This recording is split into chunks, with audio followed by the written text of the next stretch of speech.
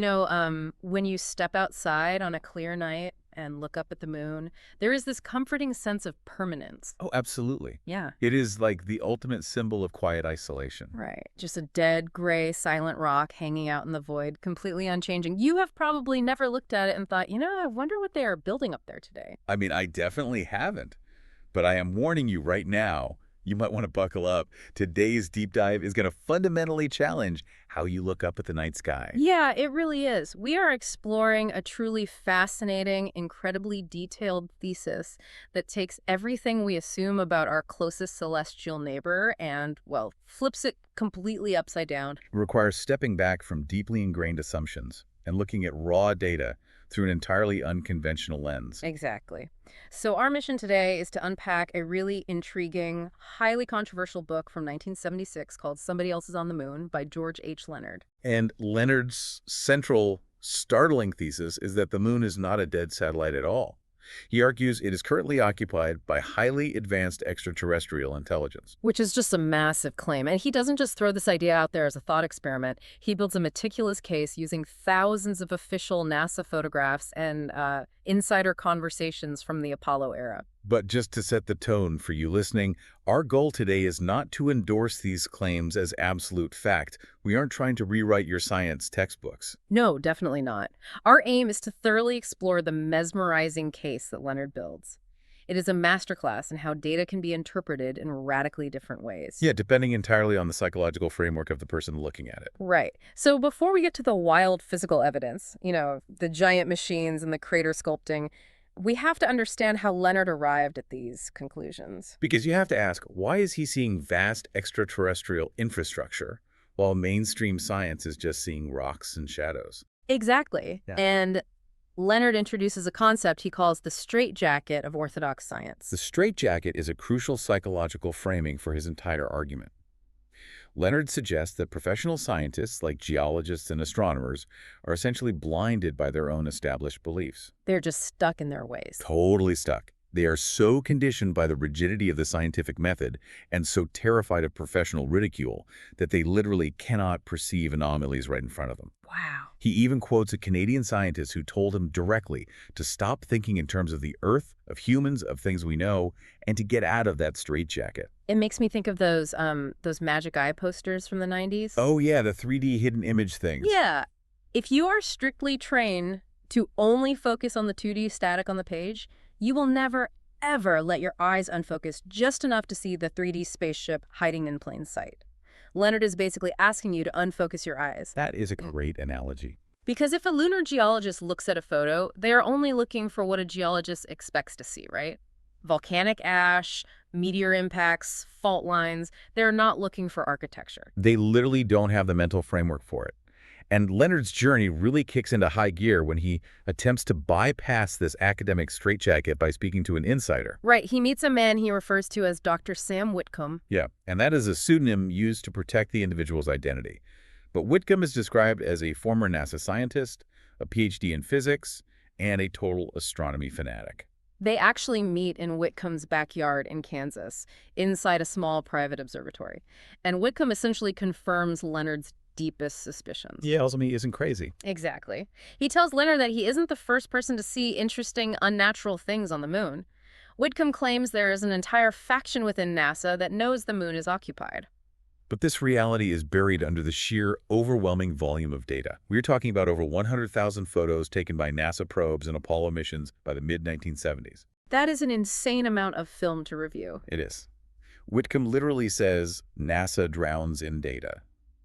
The logistical nightmare of analyzing that many photographs manually means that anomalies can easily slip through the cracks. Or they just get quickly dismissed by exhausted analysts who are only looking for suitable landing sites. Right, they just want a flat spot to put the lander down safely. But I have to push back on this premise just a little bit. I mean, is it really that simple? It feels a little too convenient to claim that thousands of brilliant, highly trained scientists at NASA are just ignoring the truth. Because they are scared of their peers or overwhelmed by paperwork. Yeah. It borders on saying everyone else is asleep and only you are awake. That's a very valid critique. Yeah. It definitely flirts heavily with the idea of a massive conspiracy of silence, whether that silence is intentional or just a byproduct of bureaucratic inertia. But what makes this framing so effective for Leonard is how it empowers the reader. By casting the scientific establishment as being trapped in this straitjacket, he elevates you, the reader, into the role of the true, open-minded empiricist. He invites you to look at the raw data with him, free from the heavy baggage of orthodox science. Exactly.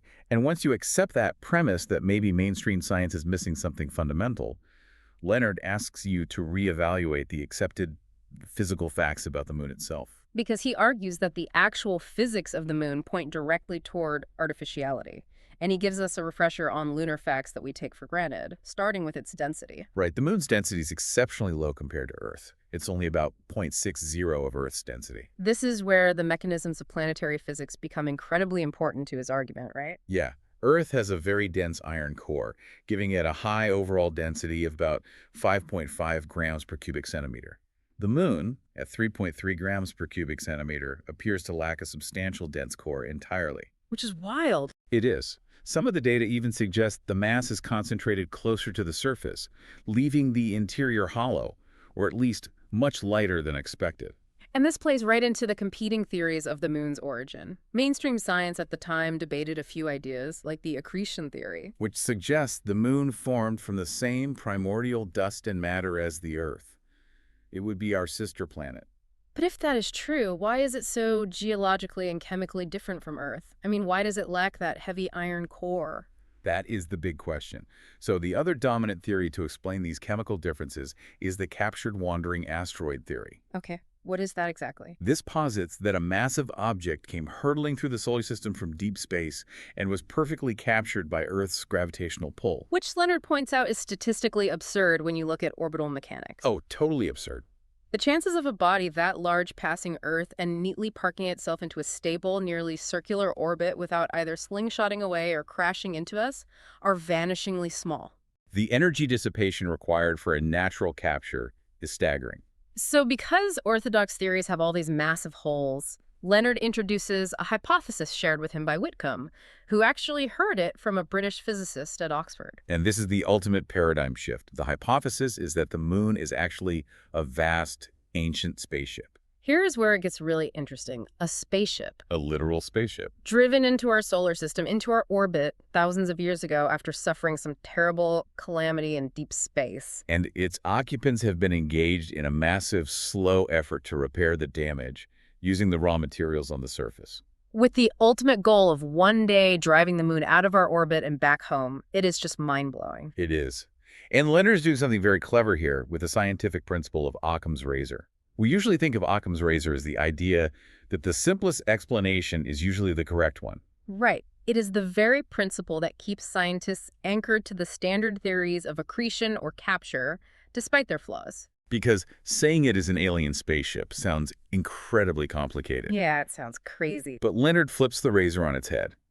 He argues that the geological and physical explanations for the moon's anomalies are becoming increasingly convoluted. Right. They require all these mathematical gymnastics to justify. Exactly. So if the natural explanations are statistically improbable, perhaps the simplest explanation, the single theory that cleanly accounts for the low density, the bizarre orbit, and the strange surface features, is an artificial origin. No matter how wild that sounds to our Earth-centric minds, it provides a unifying theory for all the disparate data. Following this logic, an artificial or occupied body the size of a continent requires serious infrastructure. Right. You cannot have an occupied spaceship of that magnitude without massive machinery. Which brings us to Leonard's photographic evidence. We are not talking about small habitats here. We are talking about macroscopic engineering. The scale is difficult to comprehend. Leonard focuses heavily on a specific area of the lunar surface known as the Borealis-Lubinicky crater region. During the Apollo missions, NASA left passive seismic equipment in various locations to measure moonquakes. And in this specific vicinity, they recorded highly unusual seismic signals. Mainstream science categorized these as natural tectonic shifts, or the result of meteorite impacts. But seismographs essentially measure how the ground shakes. When a natural earthquake happens on Earth, the wave builds up and then decays over time, right? And it tapers off naturally. The lunar seismic data was bizarre. When NASA deliberately dropped spent lunar module ascent stages onto the surface to test the seismometers, the moon didn't just register a thud, it rang like a bell for hours. Hours. Orthodox science explains this by saying the moon is incredibly dry, so there is no water to dampen the acoustic vibrations. But Leonard argues that these continuous high readings aren't reverberations through dry rock. He claims they are the rhythmic vibrations of massive underground machinery grinding away. And he supports this seismic interpretation with visual evidence from orbit. He points to NASA Photo 72H1387, taken over the Borealis-Lubenicky area. Okay, what does he see in this photo? In this photograph, Leonard identifies what he describes as a mammoth mechanical gear. He notes that part of its outer housing seems to have been ripped away by some ancient cataclysm, exposing the inner mechanism. Wow. The scale is what is truly shocking, though. He estimates this single piece of machinery is at least 5 miles in diameter. 5 miles. Imagine flying in an airplane over a barren desert here on Earth. You look out the window and down below you see what looks perfectly like the internal workings of a grandfather clock. Complete with spaced rows of teeth and a central shaft. Exactly. But the gears are the size of Manhattan. If you dropped it in New York, it would stretch from Central Park down to the financial district. At what point does a rock formation stop being a rock? That is the exact tension he introduces. And adjacent to this mammoth gear, Leonard identifies another gigantic structure he classifies as a generator. A generator. Yeah, he describes it as having a slanted A-frame roof surface facing the sun, which suggests it might operate on solar power. That makes sense. Furthermore, he observes that the struts supporting the housing to the left are perfectly clean-cut, looking exactly like functional, load-bearing support beams. He even says it has a rounded top, mimicking the design of a direct current generator complete with a frame and field. Right. Because if you have an underground community on a rock that fluctuates between boiling heat and freezing cold, you need immense power. Of course. Now, skeptics will instantly scream pareidolia. We all know our brains are desperately trying to find familiar patterns in random noise, like finding a face in the clouds or the man in the moon. It is a well-documented psychological survival mechanism. It is. But Leonard anticipates this pushback. He does. And what gives his analysis weight in the book is his strict emphasis on symmetry and purposeful design. He is not just pointing at random, lumpy blobs and labeling them aliens. He specifically hunts for functional geometry. Right. He points out rows of perfectly spaced teeth, A-frame structures, and precise right angles. These are highly complex, specific geometrical forms that simply do not form naturally in random meteorite impact craters. So if these stationary generators exist, what are they powering? Leonard argues they are powering active, mobile equipment, reshaping the lunar surface. He calls these massive machines the super rigs. According to his analysis of the photographs, these are mechanical contrivances up to several miles long. Miles long. Yeah, and they're utilized to level crater rims, scrape the surface, and even carve out perfectly geometric octagonal craters. Wait, let me stop you there because octagonal craters make zero sense astronomically. No, they don't. Craters are created by massive space rocks smashing into the ground at hypersonic speeds. The resulting explosion creates a circular depression. You do not get an octagon from an explosion. The standard astronomical explanation, found in texts like the Larousse Encyclopedia of Astronomy, suggests that magma erupts from beneath a circular crater. This causes the walls to collapse along fault lines, which can occasionally create a polygonal shape. But Leonard dissects this theory, right? He does. He points out that the walls of these specific octagonal craters are not raised or collapsed. They are clean-cut, steep, and level with the surrounding ground. So they aren't the result of a chaotic impact. Right. He argues they are the result of intelligent, intentional mining or carving. The machines doing this carving, these super rigs, are unbelievable. He highlights one spotted in a 1966 Lunar Orbiter 1 photo and another from an Apollo 14 photo in 1971. Yes, but how do you build a moving vehicle that is miles long? On Earth, a machine that size would immediately collapse under its own immense weight. So Leonard applies Earth-based engineering logic to the low-gravity environment of the moon to explain their appearance. Right. He notes that these rigs do not look like solid blocks of steel. They look wispy or insubstantial in the photos, casting very faint, intricate shadows. He hypothesizes that they are constructed of filigreed metal built out of interlocking triangles and vast amounts of open space. Like a massive construction crane or a towering television broadcast antenna. Exactly. They are optimized for maximum strength and extreme lightness, taking full advantage of the moon having only 1/6 of Earth's gravity. It proves he isn't just pointing at blurry shapes. He is providing a functional engineering rationale for why a miles-long machine would look transparent from orbit. It is brilliant, and he identifies several other types of equipment as well, doesn't he? Yeah, there are the X-drones, which he describes as looking like crossed earthworms. They range from under a mile to 3 miles in size and seem designed to lift and move vast quantities of dirt. He even spots what looks like a fleur-de-lis intricately sculpted onto a massive rock pillar. Which is fascinating because this detail suggests to Leonard that this intelligence possesses a flair for expressive art and monument building on a macroscopic scale. But I have to ask the most obvious question regarding the super rigs. If these machines are literally miles long and they are actively moving millions of tons of dirt, wouldn't amateur astronomers with decent telescopes in their backyards on Earth have noticed something changing? You would think so, right? Yeah, I mean, a crater doesn't just turn into an octagon overnight without someone noticing. It is a critical question of scale and expectation. The moon is roughly 240,000 miles away. Even a machine that is 3 miles long is incredibly tiny when viewed from that distance through a standard Earthbound telescope. Especially when you factor in the constant distortion of our own atmosphere. Exactly. Furthermore, the changes might be agonizingly slow, occurring over decades or centuries. And as Leonard argues, astronomers are inherently looking for static geology. Right, if they observe a blur, a sudden shadow, or a slight change in a crater wall, they are trained to assume it is a trick of the light, an obscuration in our atmosphere, or a flaw in their telescope's lens. They simply filter out the dynamic data. They put the straitjacket back on. Exactly. They put it right back on. The wildest part of Leonard's theory regarding these super rigs isn't just the photographs, though. He claims that the Apollo astronauts actually saw these machines with their own eyes from orbit. And that NASA orchestrated a cover-up using mundane code words on the open radio channels to hide it from the public monitoring the broadcasts.